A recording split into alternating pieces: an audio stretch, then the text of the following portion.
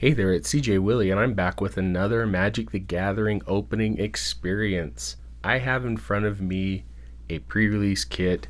It is a KHANS of TARKIR pre-release kit. In KHANS of TARKIR, it was a wedge set. Wedge means that the set was built around color pairs of 3. For instance, this is the Sultai wedge, which is black, green, and blue. There was Abzan, Mardu, Temur, and Jeskai. My favorite wedge to play out of KHANS of TARKIR was Abzan, mainly because of a pretty infamous card during the time, Siege Rhino. However, I did enjoy playing Sultai and Temur. The set had some really cool card design, and it featured fetch lands. I'm going to go ahead and crack open this pre-release kit, including the booster packs contained inside. After I've cracked open the packs, I'll put together the deck I would have played if I were playing in the pre-release event all the way back in the fall of 2014 when this set was released. Alright, so Battle with Ruthlessness. It has the Dragon Claw, or the emblem for the Sultai brood. Tell me in the comment section if you played in the KHANS of TARKIR pre-release event. I did open a Dragons of TARKIR pre-release kit just a little while ago. I'll include the link to that video in the description below. So a little bit about the Sultai brood. I don't want to spoil the pre-release seeded pack. I'll talk about that here in a moment. The Sultai brood. In ages past, the 5 clans formed a united empire whose ruling class exploited the populace to amass incredible, decadent wealth.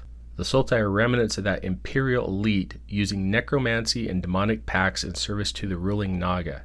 They control a vast workforce of tireless undead, with no end of fresh bodies to resupply their armies with fallen warriors. The Fang of the Dragon is their symbol. Oh, I said Dragon Claw. It's a fang. Showing their enemies that they're always ready to strike and spread their venomous plans. So there's Naga Creature, which is a snake warrior. And on the back gives a little bit of detail of how to build a Sultai deck, which is kind of the typical description of how to put together a pre-release kit deck. And then I've got a sticker here showing off some part of the Sultai brood, I want to say. Not entirely sure. And then during the pre-release, these cards were handed out to see if you could achieve any 7 of the, I think there are 10 achievements on here. And it looks like you would take the clan banner and affix it somewhere onto this after you completed the pre-release. Raise your clan's banner. Join the community of Magic players who play every Friday night. Sultai pin with the dragon fang. Got it right this time. Oh, this dice is cool. It's purple with the set symbol on it. Come on, lucky 7. 19. Alright, move some of this stuff out of the way. In the pre-release kits for KHANS of TARKIR, you got 5 booster packs, plus a seeded booster pack that was specific to your clan. This also contained the pre-release foil, so I'm going to hold off to the very end to open this up. Hopefully I'll get enough Sultai cards that I'll have a killer deck. Alright, so put the packs off to the side. I'm going to kind of shut this, set it off to the side right there, and get to cracking. What do I hope to pull out of these packs? Be great to get a fetch land or 2. I think the odds of getting a fetch land are going to be pretty low. Like I said, this is one of my favorite sets in Magic the Gathering, especially in the Pioneer era.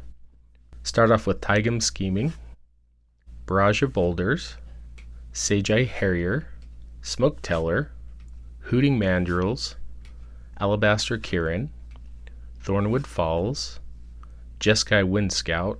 I should be talking about the abilities that went with each wedge or clan. Prowess was the ability for the Jeskai. Morph made its return to Magic, and you can find Morph throughout the entire set, regardless of clan. Act of Treason. Okay, those are my commons, so I'll set those right there. Uncommons, Mardu Blazebringer, Gurmag Swiftwing, Warden of the Eye, and the first rare is Grim Harrowspect. Morph creature in black. That is a Sultai creature based upon the watermark. So I'll put that right there. And then an island and a goblin token. In the pre-release event for KHANS of Tarkir, I don't remember how I did.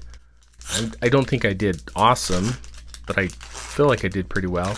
I did an Obson build that was slow and got beat by aggro decks.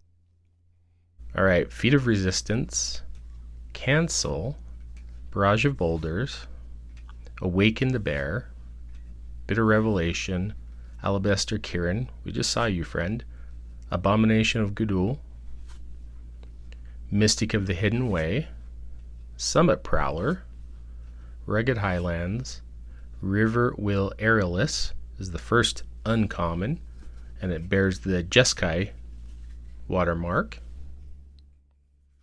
with a Monastery Swift Sphere. This card was so broken in a KHANS of Tarkir block. I had so much fun with it.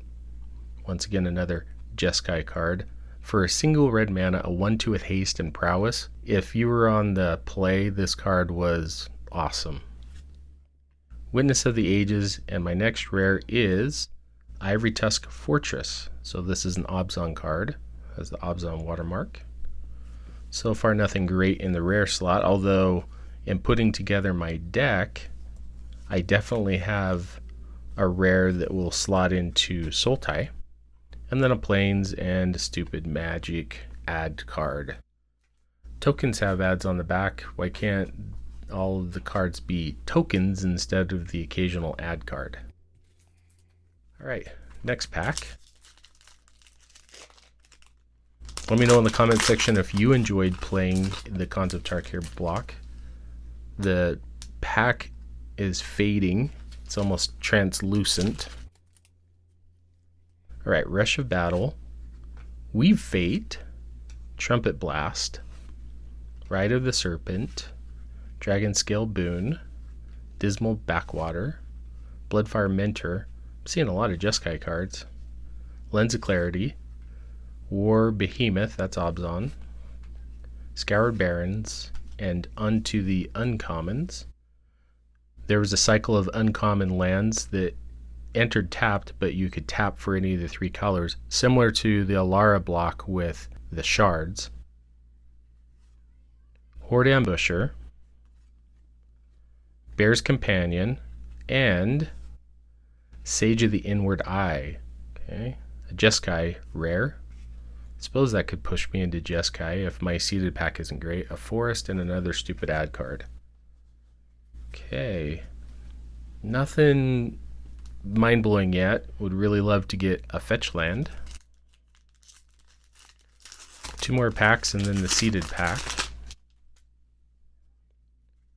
Bloodfire Mentor, Smite the Monstrous, Glacial Stalker, okay, that's a Teamer watermark. Canyon Lurkers is Mardu, Awaken the Bear, Molting Snakeskin, Highland Game, Swiftwater Cliffs, Kiru Dreadmaw, Obzon Guide, okay, To the Uncommons, haven't seen a foil either, Timely Horde Mate, had the raid mechanic from Mardu, which was really fun, Armament Corpse, Take Up Arms, and a Mythic. The Mythics don't hold much value in this set, unfortunately. This is a Sultai Mythic, Empty the Pits. Extremely fun card, but awful and limited. Very, very, very hard to cast. So a Mythic, but in Sultai, I think that maybe I could pull it off in sealed. Draft is just too much. A Mountain and a Morph token. Alright. Last pack before the seeded pack.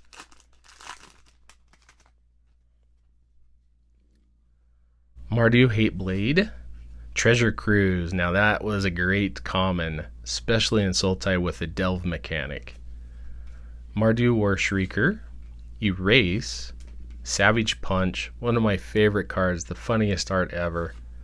Debilitating Injury, Tranquil Cove, Mardu Banner, Naturalize, Blossoming Sands, onto the uncommons, Dragon Grip, Cranial Archive, Despise, and Savage Knuckleblade. This card absolutely loved in Limited. I also played a teamer deck for a long time in Standard, and Savage Knuckleblade was the backbone of that deck. A Swamp and a Warrior Token. Alright, will my seeded pack help me out in the build? Will I stay Sultai, or will I have to venture out into a different clan? Now that is not a bad pre-release to get. Sidisi Brew Tyrant. Sidisi is the clan leader. This card is fantastic. So 4 mana, 1 generic, and then 1 of the Sultai colors, black, green, and blue. Whenever Sidisi enters the battlefield or attacks, put the top 3 cards in my library into my graveyard, so I mill myself 3 cards. Whenever 1 or more creature cards are put into my graveyard from my library, I can put a 2/2 black zombie creature token onto the battlefield. Yeah, I guess I'll have to stay Sultai because that's pretty good. So I'll set that right there on top. And then a Sultai banner. Dead Drop, which was great and sealed. Windstorm. Swarm of Bloodflies. Opulent Palace. So a lot of mana support to be able to pull off Sultai. Alright, those are the uncommons. I believe the rest are commons. So Scout the Borders, another Treasure Cruise, that's pretty good. Bitter Revelation, Sagu Archer, Shambling Attendants, Hooting Mandrills, Abomination of Gudul, Debilitating Injury, Smoke Teller, and Dismal Backwater. Alright, I think my deck build is going to be pretty easy, pretty simple. It's going to be centered around Sidisi. The seeded pack definitely helped me out in determining which way I'm going to go with my deck. So I'm going to clean this mess up and come back with the deck tech on the deck I would have played if I were participating in the pre-release event, KHANS of TARKIR, all the way back in the fall of 2014. Okay, I'm back with my deck tech. I did go heavy Sultai, but because there are the gain lands, I'm able to splash a little bit of Abzan. Alright, to the creatures first, I have 16 creatures. Start off with Highland Game and Smoke Teller. These are 2 drops, which are perfectly fine, and in an environment where it's going to pretty much wait until turn 3 for my opponent to play a morph, for me to play a morph, and the games drag on. I don't mind putting these creatures down early. What I want to have happen is have them trade off with morph creatures. Gain 2 life incidentally, and if this sticks around, I can take a peek at my opponent's morphs. My creatures dying are going to be a little key to what I want to do in the deck. Jeskai Wind Scout, great card, even though it's a Jeskai card. For 3 mana, 2/1 flyer, I have enough non-creature spells that it's going to be a 3/2 and pop in for some pretty good damage. Grim Harvespect, the first morph creature that I have. What I like about it is creatures will be dying, and that'll allow me to draw a card. Mystic of the Hidden Way, an all-star in sealed. Morph it out, and you have a 3/2 unblockable. Abzan Guide, and 2 Abomination of Gudul. These morph creatures are really handy. I like Abzan Guide because it has lifelink, keeps me in the game, and Abomination of Gudul is a 3/4 flyer that allows me to loot, which is pretty good as well. Sidisi is the bomb in my deck, so hopefully my opponent won't kill it. I like Karoo Dreadmon. If my creature's getting targeted and they end up dying, I can sacrifice them at instant speed, gain life, which keeps me in the game, and it allows me to fuel my delve cards. Swarm of Bloodflies, it's my last pick, but I think it'll have some good synergy because of the +1/+1 counters with Ivory Tusk Fortress, and I do have creatures dying and my opponent will have creatures dying, so it will get bigger. Now for 2 Abzan cards that I think are very powerful. Armament Corp, which when it enters the battlefield, it is a 4/4, but it's going to give other things +1/+1 counters, make them bigger, so I like that. And I get to untap any of my creatures that have +1/+1 counters on my opponent's untap step. Plus Ivory Tusk Fortress is a 5/7. That's a house to try to get through. Couple of Delve cards, Hooting Mandrills. This is a card that I can get out maybe on turn 3 or 4, and it's pretty strong when it's a 4/4 trample. Throw a couple of +1/+1 counters on that, and it can win the game. Shambling Attendants looks bad, 8 mana for 3/5, but Delve and pitching out a 3/5 Death Toucher, pretty hard to deal with for my opponent. I really like Riverwind Airless because it is 6 mana, but the games go long. I'm going to get this out. It's a flyer with prowess. This can win me the game in 2 turns easy. Alright, so those are my 16 creatures. I'm going to be playing 8 spells. So yes, I'll be running my 41 card special. Savage Punch. It's a great card. I am going to have creatures with power 4 or greater, and that allows me for a relatively cheap cost to take out my opponent's creatures. Feat of Resistance. Love this card. +1/+1 counter and protection from the color of my choice. Protects my bombs and makes them bigger. Dragon Scale Boon is a great surprise gotcha card in combat. Put 2 +1/+1 counters on one of my creatures and untap it for a surprise block. These cards, Debilitating Injury, are backbone all-stars. Early game, I can kill off any of my opponent's morph creatures. Really like that. The format has a ton of creatures with power 4 or greater. This card might be weak against Jeskai, but any of the other clans, it's going to do quite a bit of work. Dead Drop, love it. It's a great delve spell. By the time I can pitch maybe 3 or 4 cards, having my opponent sacrifice 2 of their creatures is a pretty good rate. And finally, one of my favorite cards out of KHANS of TARKIR, Treasure Cruise. There's something about pitching 6 cards, 7 cards later in the game, paying a single blue mana and refilling my hand with 3 cards. Great, great, great card. Like I said, a lot of mana support in KHANS of TARKIR. So I have my Opulent Palace, which taps for my 3 main colors, but I also in the packs was able to get a Sandstep Citadel that includes white plus 2 of the colors I have. It was a no-brainer to include some of these Obzon cards.